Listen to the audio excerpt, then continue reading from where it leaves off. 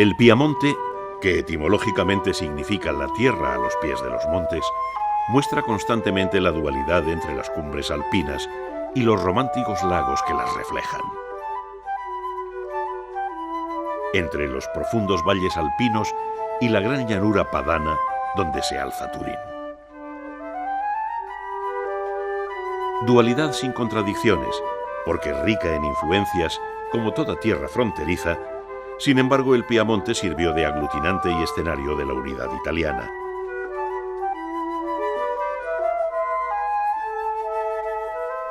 Situada a la cabeza de los movimientos que transformaron la sociedad en los siglos XIX y XX, fue el motor de las industrias cinematográfica y automovilística, sin abandonar una producción agrícola con denominación de origen. A la estética del barroco dominante en Turín y sus alrededores le sirve de contrapunto el rico pasado medieval que se hace visible en numerosos pueblos, fortalezas e iglesias románicas y góticas. Arte y naturaleza, tradición y vanguardia terminan por equilibrar la balanza de la dualidad en las ricas tierras del noroeste de Italia.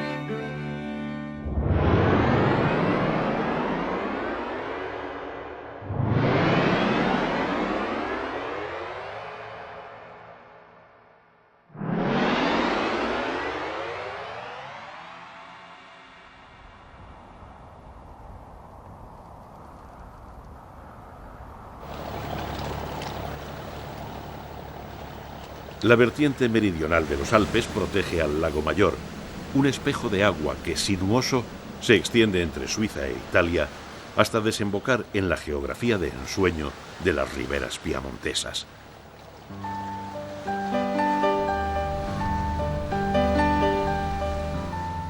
Los palacetes y los hoteles decimonónicos de Stresa atestiguan que fue un lugar de descanso entre los viajeros más privilegiados de Europa. La reina Victoria de Inglaterra y los príncipes de Saboya mantenían la vida cortesana en sus palacios a orillas del lago. Pero fueron los escritores como Dickens, Lord Byron y Stendhal los que cristalizaron su belleza, haciéndola eterna.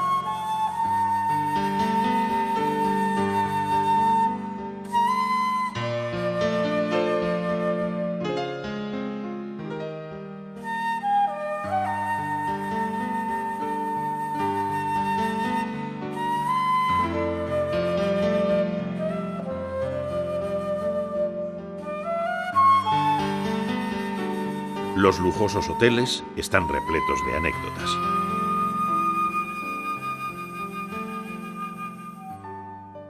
A Hemingway se le recuerda en la habitación donde descansaba y escribía, aunque también la disfrutaron el rey Alfonso XIII y el director de orquesta Arturo Toscanini.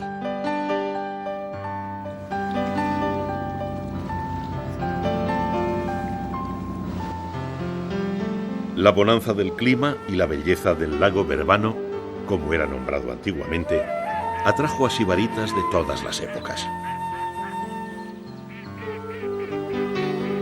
Desde el siglo XV sus anfitriones fueron los Borromeo, los grandes señores que convirtieron la isla madre en un descomunal palacio anclado en las aguas.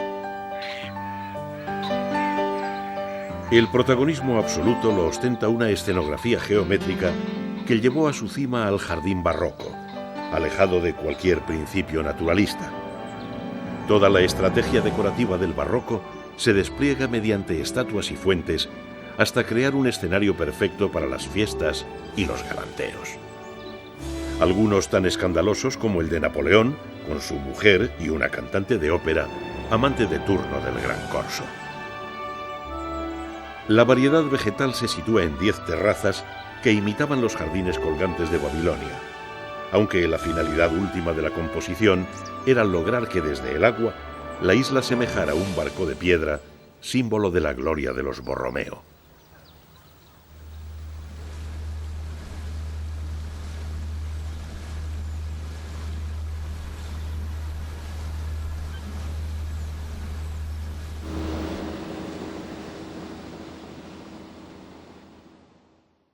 El esplendor del barroco envolvía las fastuosas fiestas que dieron fama a sus propietarios en todas las cortes europeas.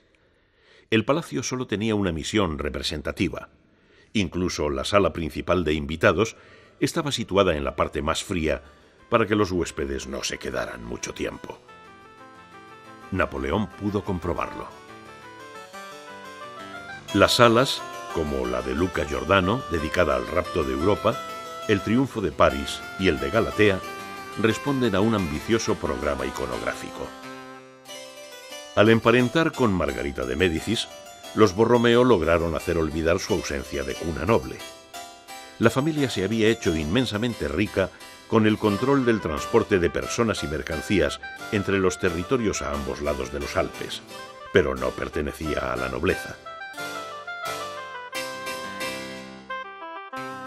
Sin embargo, quien dio fama universal a los Borromeo fue un hombre que supo renunciar a tanto lujo y tanta ostentación: San Carlos Borromeo, que nacido en Arona en 1538, ya era cardenal a los 22 años.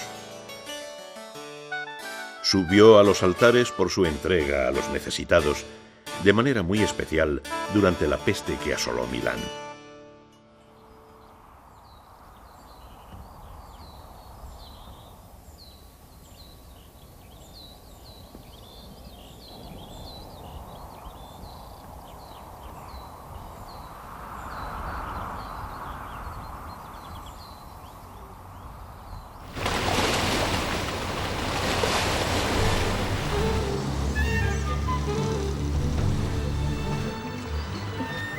Otra corta travesía nos deja en la isla de los pescadores, un refugio perfecto para los más románticos, los que buscan pasear por el pueblo medieval y degustar el pérsico, el pez más reputado.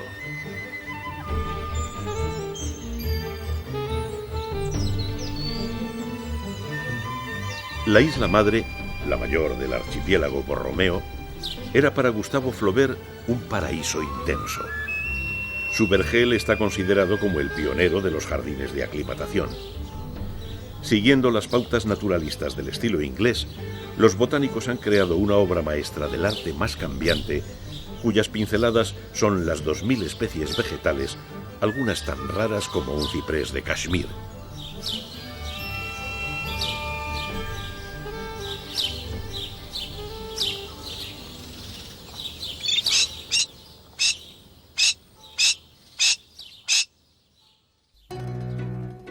El palacio del siglo XVI nada tiene que ver con los excesos barrocos. Los Borromeo lo utilizaban como residencia estival. El salón veneciano ilustra la vida cotidiana de la nobleza en el campo. Hace unos 30 años, la princesa Borromea dispuso la formación de este museo con porcelanas, objetos decorativos y obras de arte procedentes de otras posesiones familiares.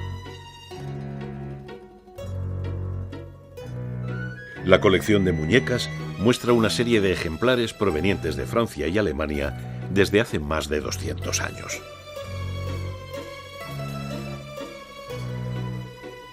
Los teatros de marionetas de los siglos XVII al XIX forman otra colección única.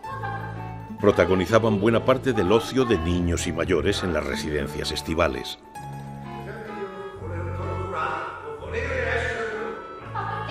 Salones y jardines servían para realizar las funciones en las que tenían cabida la crítica y hasta la mofa.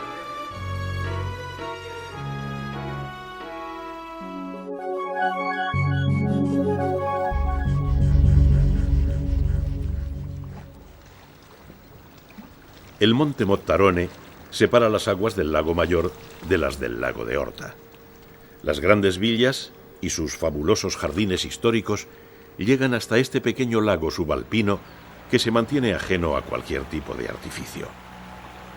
Sus orillas resumen el lirismo de un paisaje histórico donde los pueblos medievales y los santuarios se funden con las masas arbóreas.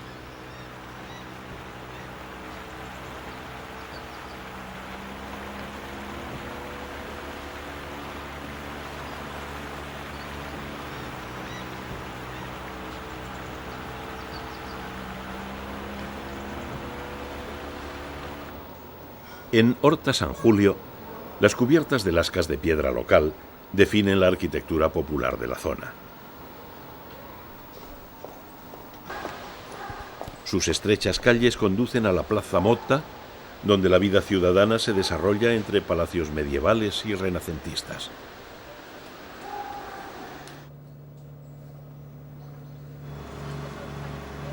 Del diminuto puerto parten los barcos hacia la isla de San Julio, donde la tradición cuenta que el santo fundó un templo en el siglo IV sobre el que se alza la basílica románica.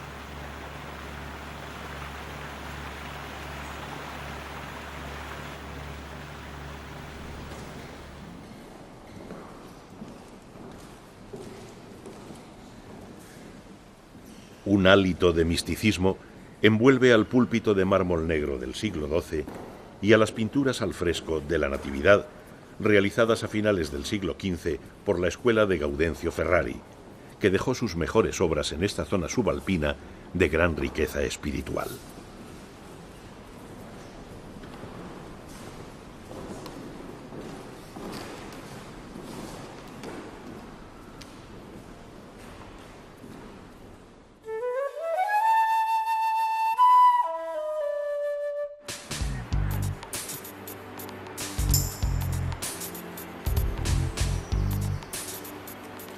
Frente a los Alpes, Turín se levanta como la gran capital del Piamonte.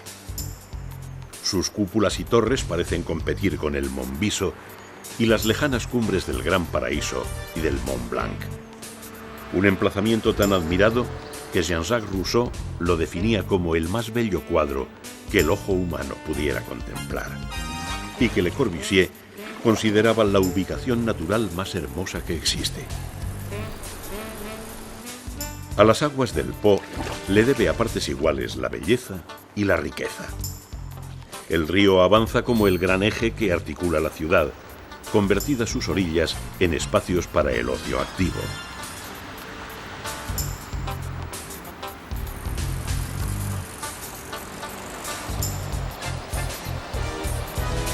El Turín monumental representa la cabecera de esta gran vía acuática por la que viajaban ideas y mercancías a través de las ricas tierras del norte de Italia hasta su desembocadura en el mar Adriático.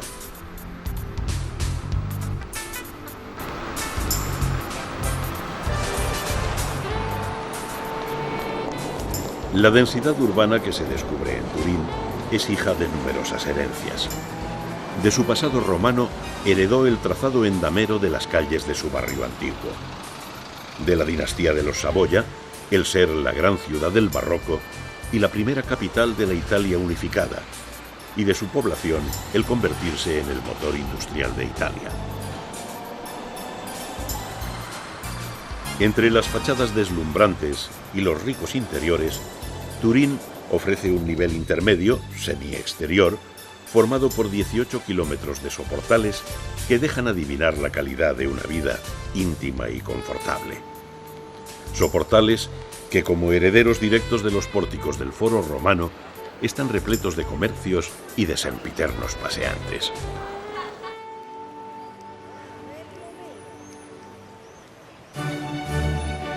En la plaza del castillo se despliega la monumentalidad del Palacio Real que los Saboya encargaron a Filippo Juvarra, artífice de la estética turinesa.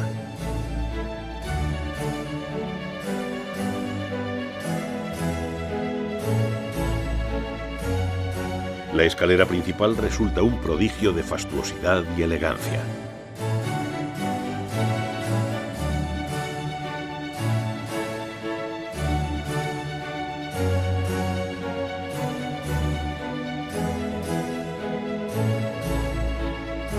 El genial arquitecto utilizó las tijeras, las forbici, como alegoría del corte que se llevarían sus detractores al subir por una escalera que desafiaba la escasez de espacio y permitía penetrar en la apoteósica sucesión de estancias.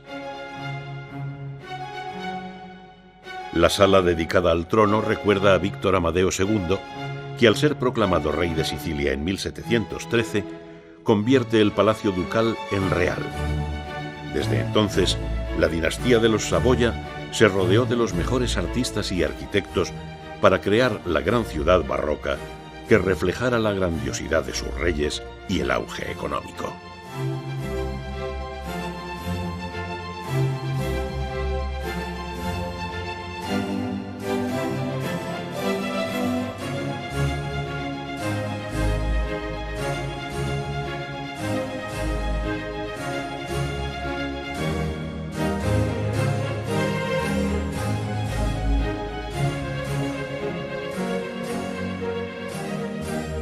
El refinamiento de la corte seguía las modas llegadas de Versalles.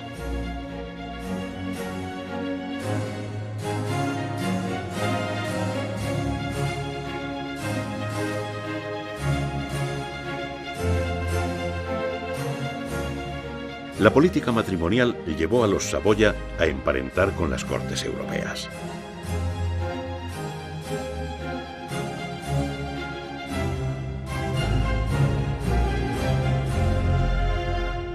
El absolutismo de los reyes de la Casa Saboya ideó un megalómano proyecto constructivo que fue más allá del Palacio Real, construyéndose fuera de la ciudad la llamada Corona de las Delicias, un circuito de 14 residencias reales que ha sido declarado Patrimonio Mundial por la UNESCO.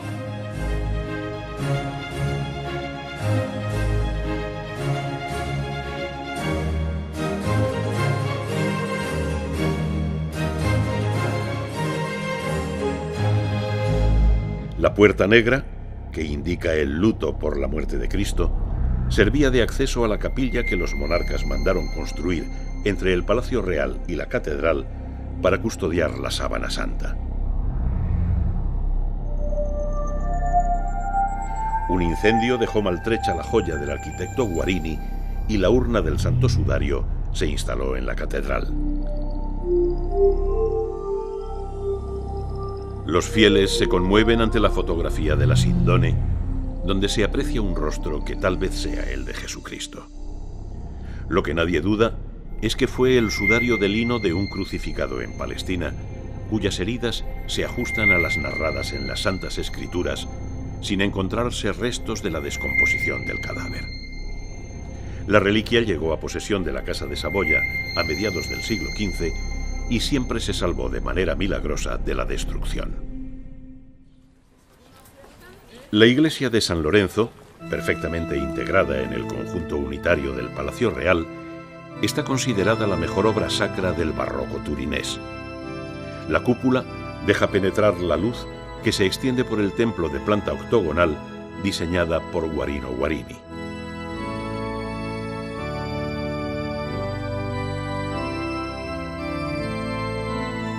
Los pentágonos invertidos de la cúpula dotan a la composición de un movimiento asombroso. La nobleza de los materiales y la riqueza de los acabados realzan la obra de Guarini, un inquietante abad teatino de personalidad compleja y gran matemático que ejemplariza al intelectual del barroco. La plaza turinesa más célebre, la de San Carlos, se alza como otra genialidad debida al arquitecto Carlos de Castellamonte.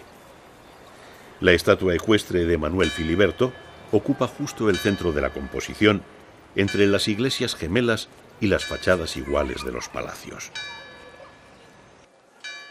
Alrededor se extienden los soportales, siempre transitados, y repletos de comercios tradicionales y cafés muy antiguos que son una auténtica institución.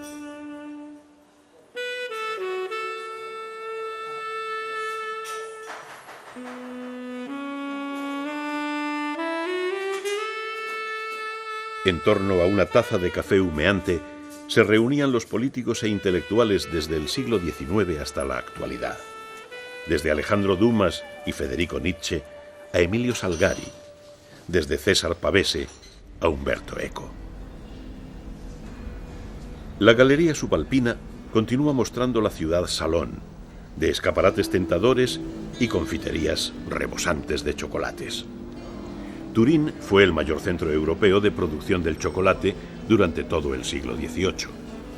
A principios del XIX llegó a crear la variante sólida, el gran descubrimiento de la tableta.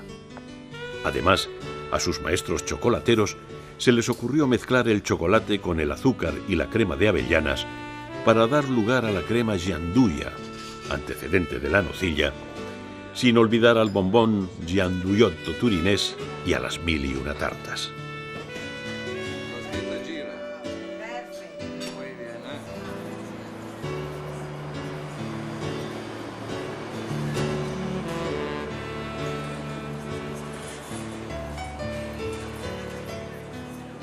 Muchos establecimientos sirven el bicherín, una especialidad apta para los días más fríos. Una combinación caliente de café, chocolate líquido y nata.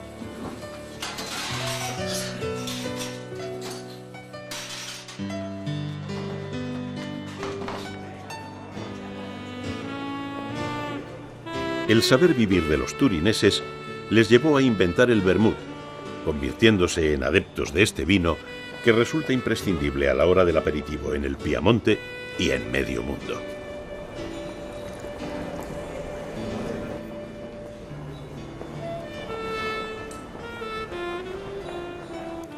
Entre los cafés y restaurantes históricos destaca el del Cambio, donde los protagonistas del Risorgimento discutían extraoficialmente. Enfrente, el palacio construido por Guarino Guarini para la rama Saboya-Carignano prestó su grandiosidad barroca como escenario del nacimiento de la nación italiana. En él resonaron las voces de Garibaldi y de Gioberti, entre otros muchos. En él se proclamó primero la independencia del Estado piamontés y posteriormente la creación del Estado Nacional en 1861, siendo Turín capital durante 3 años.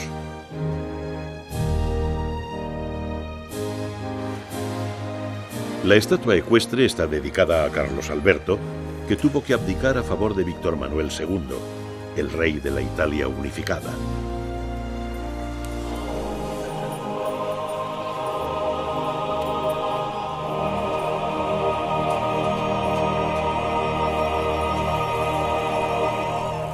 Nietzsche, como otros muchos intelectuales, acudían a la ciudad donde se estaba creando una sociedad nueva.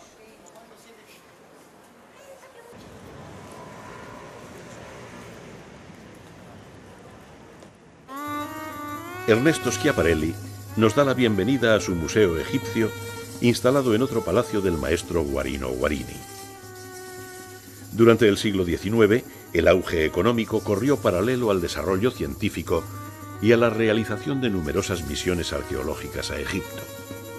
A finales de siglo, el arqueólogo Schiaparelli amplía la colección de los Saboya, encabezada por la estatua de Ramsés II, hasta lograr reunir casi 30.000 piezas, considerándosela la segunda más importante del mundo después de la Cairota.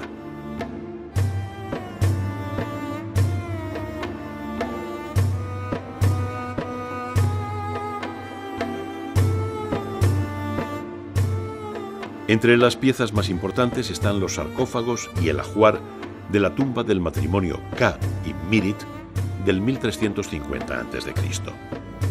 La tumba, que pertenecía a un arquitecto del faraón, no había sido violada y guardaba además un rico mobiliario, joyas y trajes de la dinastía XVIII.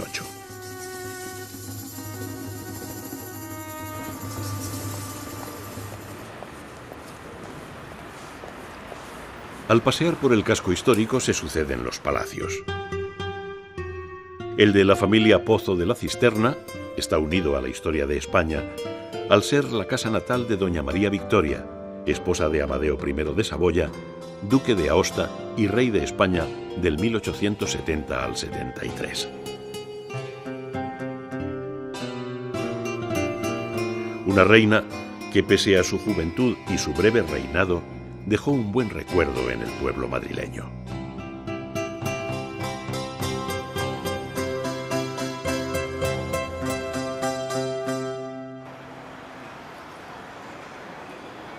Las transformaciones urbanas del siglo XIX están simbolizadas por la Mole, cuya cúpula ojival y su aguja de piedra calada se dejan ver por todo Turín.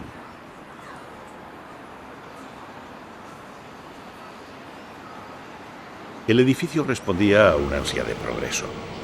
Pensado primero como sinagoga, su autor, el visionario Alessandro Antonelli, logró que fuese el edificio más alto de Europa, realizado en mampostería, en unos tiempos en que Turín comenzaba a estar en la vanguardia de la modernidad. La Mole acoge el Museo Nacional del Cine, ya que Turín fue durante las primeras décadas del siglo XX la capital del cine italiano, realizando en 1914 la superproducción Cabiria.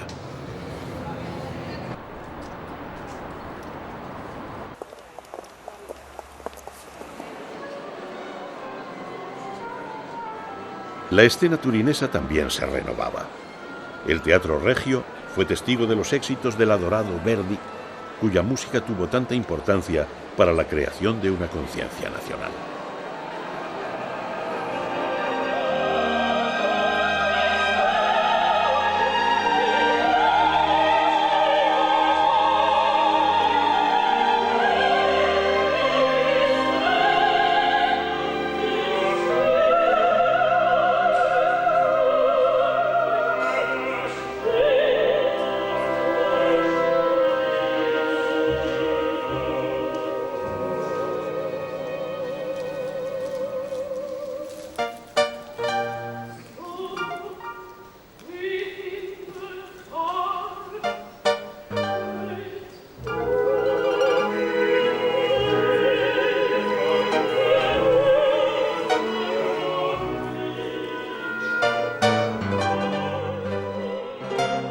Corría el 1899 cuando Giovanni Agnelli funda la Fiat, convirtiéndola en tiempo récord en la mayor industria del país, en el motor de la economía. El Museo Nacional del Automóvil muestra la historia del sector de la automoción que desde sus orígenes hizo crecer una burguesía culta unida al auge de los estudios politécnicos en Turín.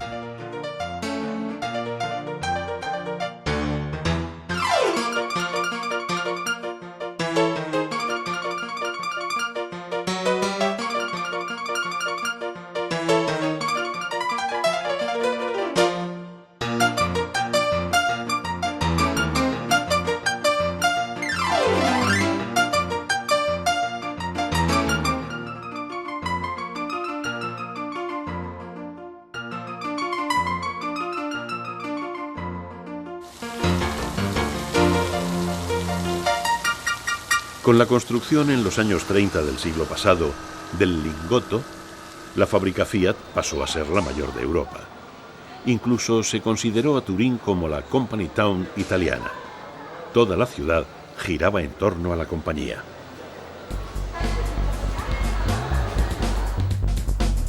La fábrica era descomunal y respondía a una producción en cadena de abajo a arriba por las rampas helicoidales, terminándose con la puesta a punto de los automóviles en la terraza.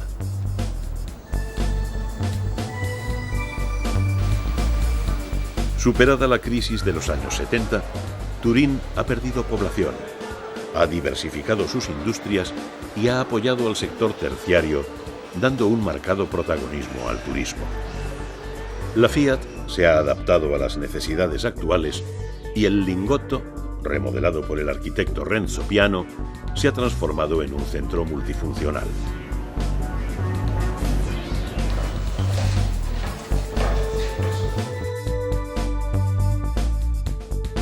Los Agnelli también han apostado por el turismo turinés, abriendo su famosa pinacoteca al público en el mismo lugar donde antaño fabricaban coches.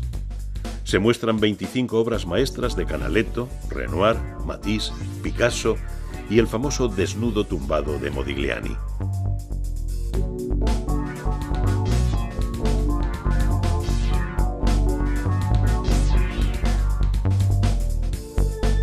Tradición y vanguardia siguen siendo el secreto del éxito. El viajero se encuentra con una ciudad que ha recuperado sus edificios históricos y aplica los criterios de monumentalidad a los nuevos espacios públicos. Los Juegos Olímpicos de Invierno del 2006 la dotaron de modernas infraestructuras y edificios deportivos de arquitectos punteros como el Palasport Olímpico de Arata Isozaki.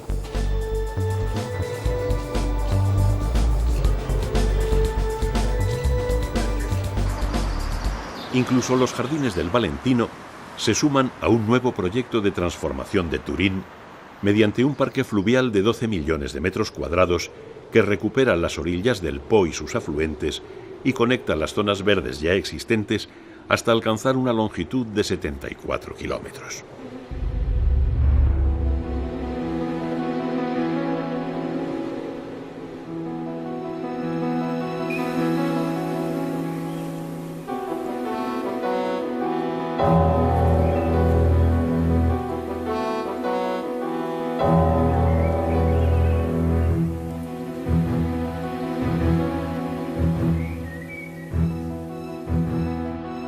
La Sacra de San Miguel otea las verdes tierras, mitad abadía, mitad atalaya roqueña.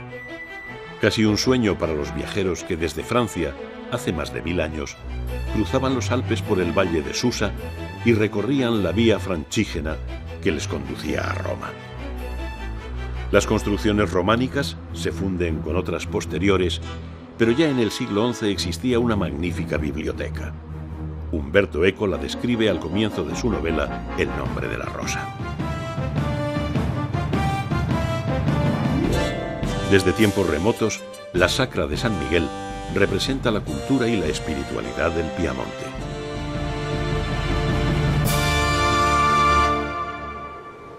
En torno a Turín existe una corona de palacios reales destinados a la diversión de la corte saboyana.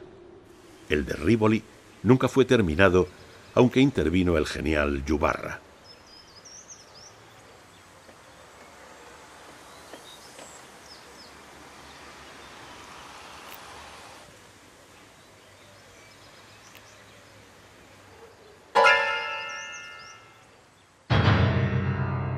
Sus salas acogen al Museo de Arte Contemporáneo, aunque por sí solo podría ser un museo de arquitectura.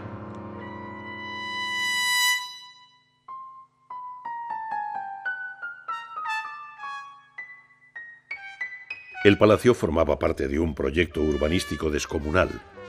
Unas líneas imaginarias lo unen con los palacios de Pianezza y Venaria Real y con Stupinici. Mientras, la avenida que avanza por la llanura turinesa lo une con el Palacio Real, lográndose un conjunto de residencias donde se manifiesta el esplendor artístico de los siglos XVII y XVIII. El Palacio de Stupinici era otra composición de Yubarra, que empezó realizando un pabellón real de caza y terminó construyendo un fabuloso palacio. De regreso a Turín, hay que adentrarse por las calles donde vivía la rica burguesía en palacetes de estilo Liberty. El modernismo había hecho su aparición con las exposiciones internacionales de principios del siglo XX. En las colinas, pobladas por más de 400 mansiones y palacios, se manifiesta el poder económico de la alta sociedad. Visible desde todo Turín, la Basílica de Superga parece una prolongación natural de la colina gracias a la genialidad de Yubarra.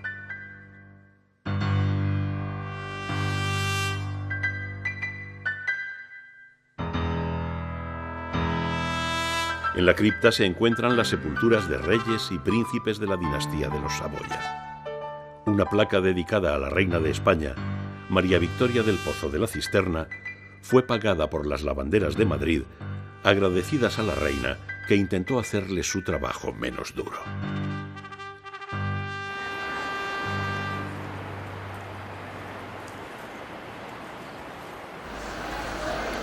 El diálogo entre el pasado y el presente, entre el arte clásico y el contemporáneo, se ha convertido en una ley en Turín. una ciudad pensada por los arquitectos desde el siglo XVI, aunque de noche más parece que fue soñada.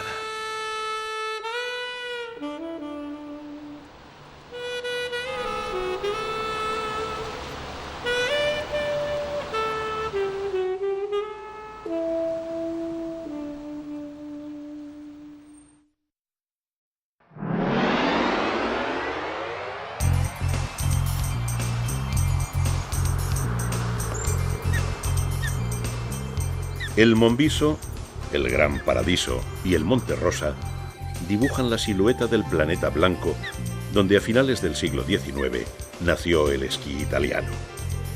Ahora, centenares de kilómetros de pistas y modernas estaciones como Sestriere han acogido las Olimpiadas Blancas del 2006, comunicadas con Turín en un tiempo récord gracias al tren de alta velocidad.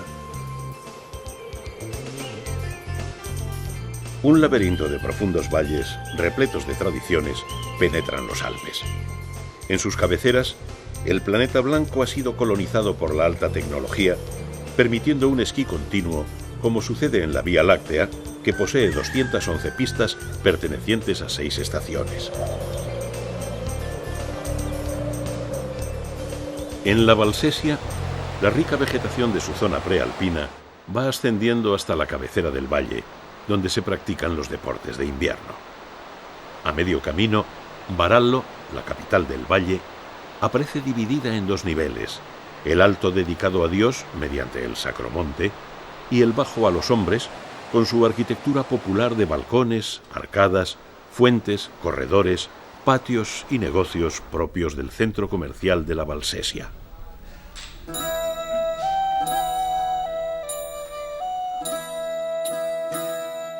En casa del pintor César Scaglia se entra en contacto con la tradición pictórica de Varallo, auténtico centro cultural.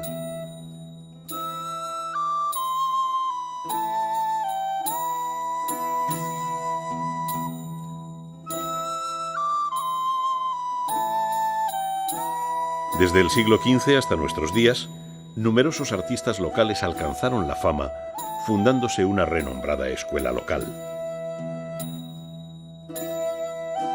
El museo recoge obras de los maestros que trabajaron en el Sacromonte, sobre todo de Gaudencio Ferrari. Su obra cumbre se encuentra en el convento de Santa María de Gracia, decorada con un ciclo de frescos que reproducen la vida de Jesús en 21 cuadros. La intensidad cromática y la riqueza de las composiciones explica que Gaudencio Ferrari, pintor del Renacimiento, que también era matemático, filósofo y poeta, esté considerado el máximo discípulo de Leonardo da Vinci.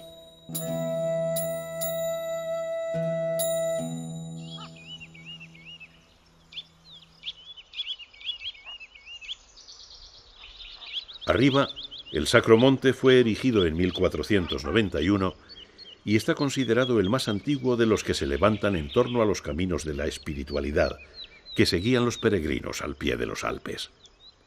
En la actualidad, estos sacromontes han sido incluidos en la lista del Patrimonio Mundial de la UNESCO.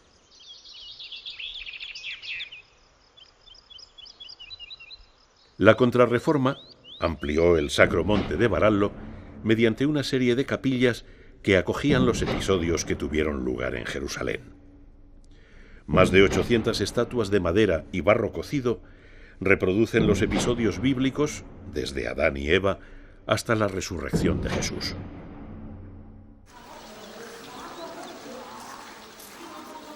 Su finalidad, además de explicar al pueblo analfabeto las Sagradas Escrituras, provocando su participación emotiva, era apaciguar el deseo imposible de viajar a los santos lugares.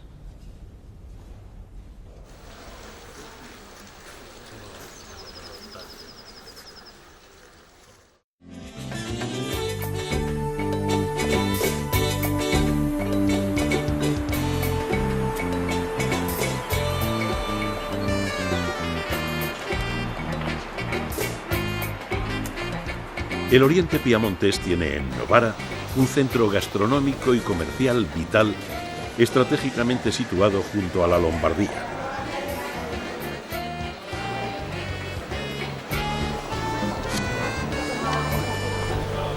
Con el Imperio Romano ya fue importante, quedando el recuerdo de aquella época en los frisos decorativos que se superponen a la medieval Plaza de la República, auténtico corazón de Novara.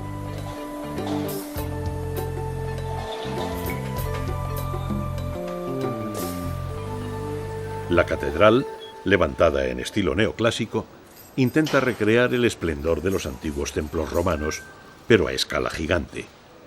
La columnata, que alcanza una altura superior a los 19 metros, introduce en la obra de un arquitecto genial y extravagante, Antonelli, autor también de la Mole Turinesa.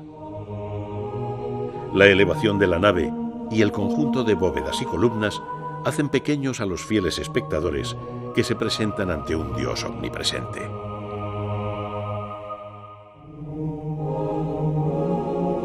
Levantada sobre una iglesia románica, quedan algunos mosaicos de estilo bizantino en el presbiterio. La mariposa representa la resurrección, la salvación de la humanidad. La Novara medieval vuelve a surgir en el claustro de los canónigos, levantado en el siglo XII, y en el dédalo de calles sobre las que gravita otra obra de Antonelli, la Basílica de San Gaudencio, elevándose como un milagro de la técnica constructiva. Su cúpula es visible desde toda la ciudad y las ricas colinas de los alrededores.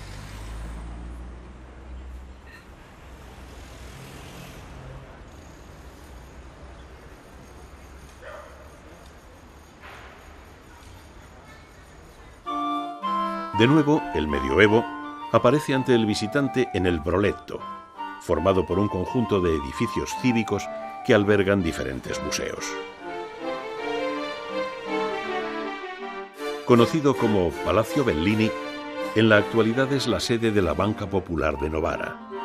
Fue el escenario de la abdicación de Carlos Alberto a favor de Víctor Manuel II.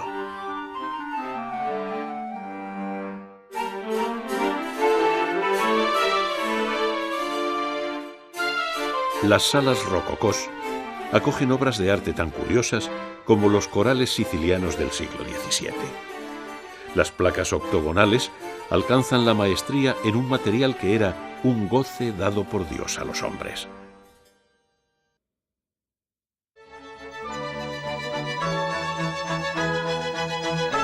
En el Teatro Goccia se programan numerosas premieres de producciones de la Ópera de Milán, poniéndolas a prueba ante un público de auténticos entendidos.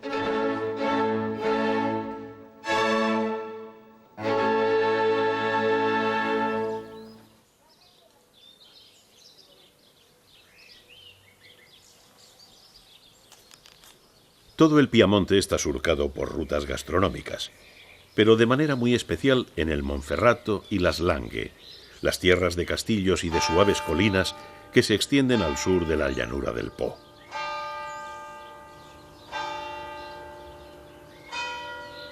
Cinco productos piamonteses: el vino del Monferrato y de las Langhe, el arroz de la zona de Vercelli, los quesos de los numerosos valles, como el célebre Gorgonzola de Novara, la trufa de la zona de Alba y el chocolate son las auténticas estrellas del gusto que han dado lugar a un turismo para paladear, un turismo enogastronómico.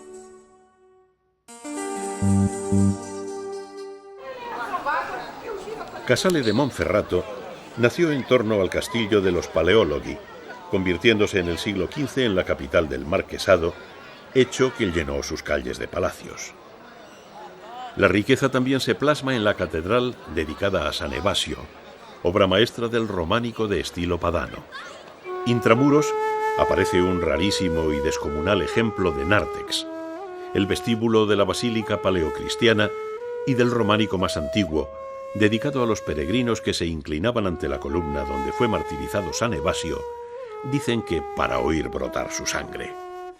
Las esbeltas naves conforman el espacio sagrado que pretende unirse al firmamento mediante una serie de pechinas celestiales. En el centro del universo sacro resplandece un bellísimo Cristo de plata del siglo XII, donde el románico alcanza una expresividad máxima.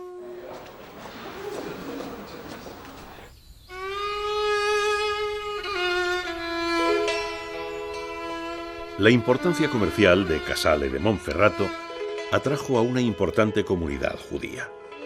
En el corazón del gueto abre sus puertas la sinagoga de finales del siglo XVI, reestructurada en el siglo XIX con gran riqueza de pinturas y estucos dorados del templo.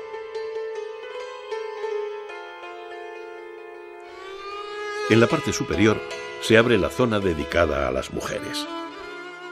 Sono Adriana Torre Ottolenghi, sono la moglie del presidente della piccola comunità ebraica casalesa. La mujer del presidente de la pequeña comunidad hebraica casalesa nos dice que su comunidad, fundada a finales del 900, vivió el momento de mayor esplendor en el siglo XV, después de la expulsión de España, cuando llegaron cerca de 400 hebreos. Hoy son una treintena, pero residentes en Casale solo 7. 2 familias, la familia Carmi, de origen sefardita, y la familia Ottolenghi, de origen askenazi. Y la familia Ottolenghi, de origen askenazita.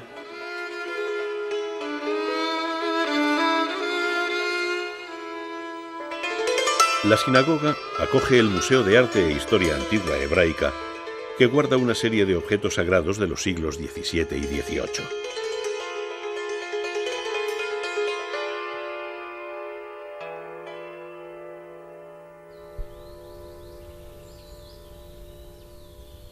El medieval palacio de Ana de Alençon muestra al viajero las claves de un tiempo remoto que en estas tierras todavía perviven.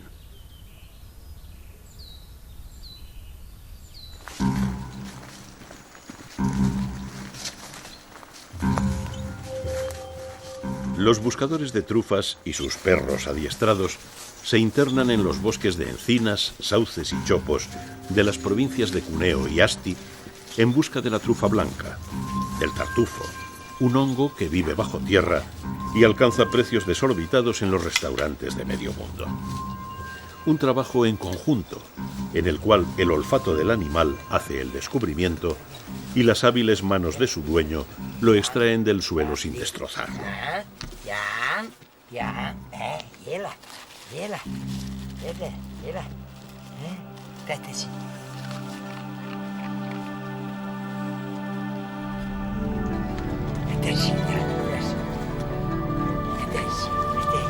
Io sono Renato Agnello, da 60 anni che vado per tartufi. Andavo con mio papà che avevo 6 anni e ho sempre continuato levando gli anni che sono andato militare. Soy Renato Agnello, de 60 años, y busco el tartufo con mi cocker de 6 años.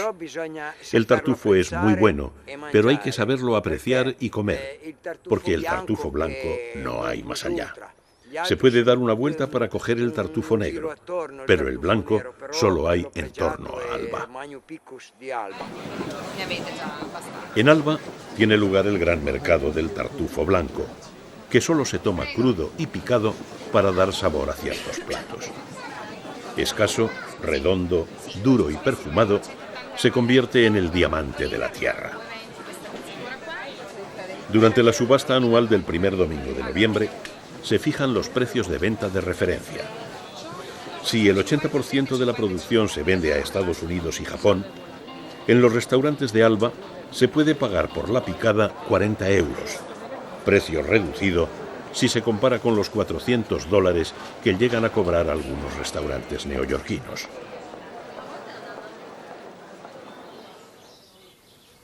Alba está considerada la capital gastronómica y el centro de las Langue, unas tierras de delicada belleza, de suaves colinas calcáreas cubiertas de viñedos.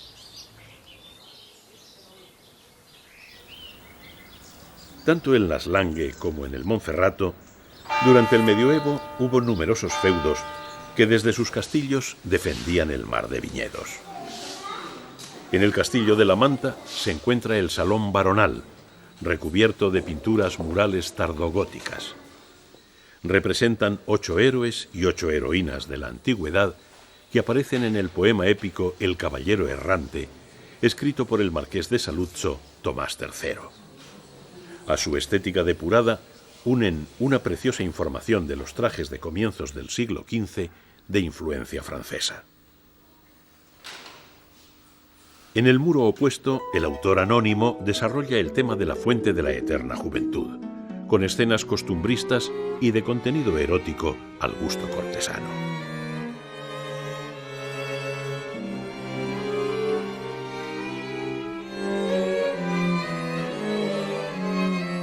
Ajenos a tanta carnalidad, aparecen en la otra pared una crucifixión con San Quintín y San Juan Bautista.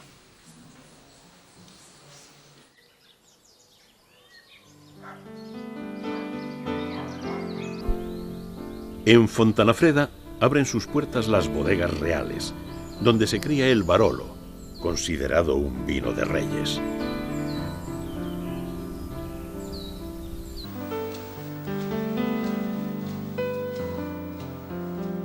Resulta la mejor carta de presentación de los caldos del Piamonte con denominación de origen.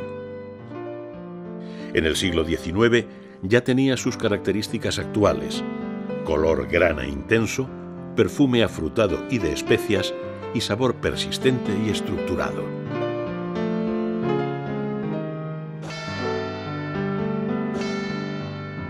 Asti agrupa en torno suyo una comarca con 120 comunas en las que se reúnen influencias del Monferrato y de las Langue.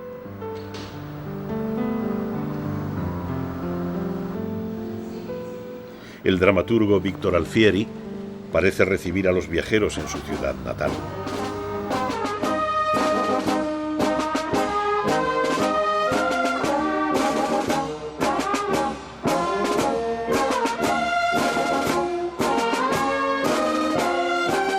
Aunque tuvo un importante desarrollo económico desde tiempos del Imperio Romano, fue en la Edad Media cuando se trazó el recinto de los nobles, ocupado por las casas fuertes y las torres de las grandes familias, de las que todavía quedan algunos ejemplos.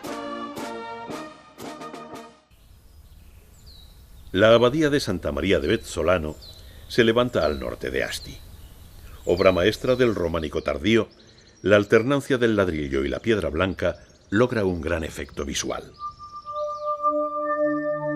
En el claustro se conservan restos de pinturas del siglo XIII, entre las que destaca el mural de Carlomagno, con elaboradas composiciones y un gran cromatismo. Destacan también los capiteles de estilo románico lombardo, como el de la Anunciación de la Virgen.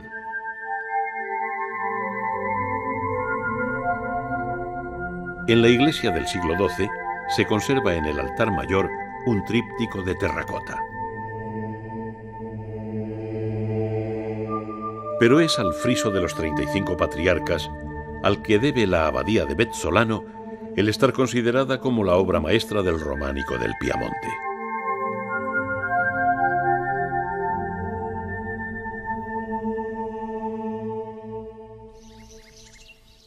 El castillo de Racconigi era la residencia de recreo preferida por Carlos Alberto y sus sucesores. Originalmente fue un castillo medieval de los marqueses de Saluzzo, pero su fisonomía actual se debe al proyecto del gran Guarino Guarini y a las remodelaciones neoclásicas posteriores. El fabuloso salón de baile dedicado a Hércules o el dedicado a Diana Cazadora encabezan la escenográfica representación del poder llevada a cabo por los Saboya en el siglo XVIII, cuyos bustos se conservan en la galería. Las salas chinescas, tan de moda en las cortes europeas, suponen un punto y aparte. Sirvieron de alojamiento a Nicolás II, el último zar.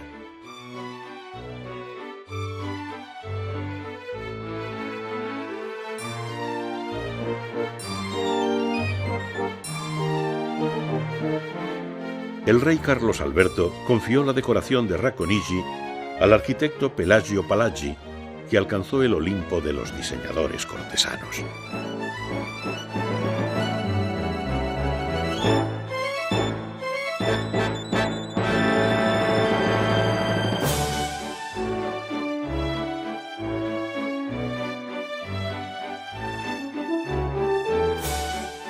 En la sala de Eolo aguarda la Dama Velada, otra de las joyas que atesora Racconigi.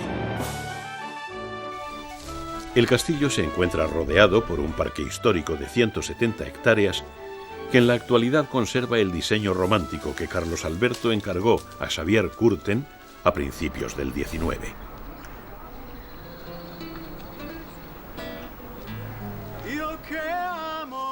Bajo los restos del castillo, Saluzzo ha conservado su fisonomía de ciudadela fortificada. Estrechas calles, pequeñas plazas, pórticos antiguos y palacios medievales y renacentistas asientan su prestigio de centro histórico artístico.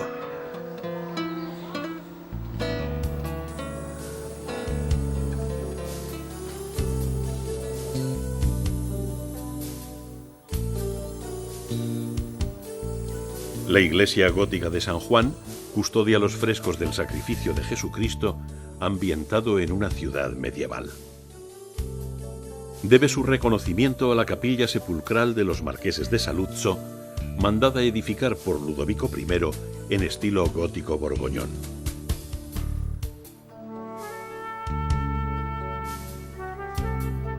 Los muros, decorados en blanco y negro, pertenecen a la Casa Cabasa, ejemplo palaciego del siglo XV, habitada por miembros de la familia de los marqueses de Saluzzo. La Madonna de la Misericordia, de Hans Klemmer, fue pintada a finales del siglo XV, mostrando a la Virgen que cubre con su manto a los donantes, Ludovico II y Margarita de Foix con su corte. Los emblemas nobiliarios, los techos polícromos y las pinturas murales decoran las estancias donde vivía la familia al estilo piamontés.